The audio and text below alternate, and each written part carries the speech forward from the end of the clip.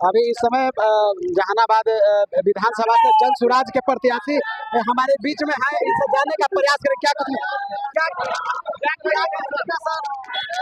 इतना बड़ा जनसभा है आपके आगे पीछे के, तो जनता आपका बदलाव का रास्ता तय कर रही है। लगता है कि इस बार इतिहास रच के मानिएगा जनता अपना इतिहास रचने जा रही है। लेकिन मोदी सवाल उठा रहा है हमेशा।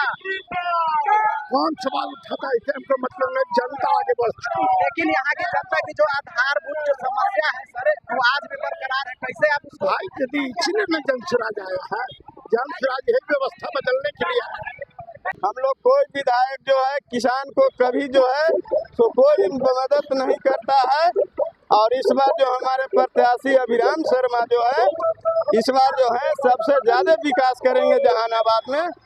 और इनको भारी अभिराम नहीं है, गांधी है, जहानाबाद का गांधी है। बीजेपी वाला कह रहा है कि हम तो बहुत सारा योजना निकाले हैं। अरे कुछ ना सब छलावा। कोई योजना नहीं है, जुमलेबाज है। बीजेपी वाला बड़का झूठा पार्टी नीतीश कुमार कह चुके हैं, ठीक है। जहानाबाद का तो कैसे इतिहास रचेगा? जहानाबाद का अभी इतिहास लिखाने जा रहा है। 14 तारीख को आप आइएगा और अपना देख लीजिएगा रिजल्ट। जहानाबाद में इस बार इतिहास लिखाने जा रहा है।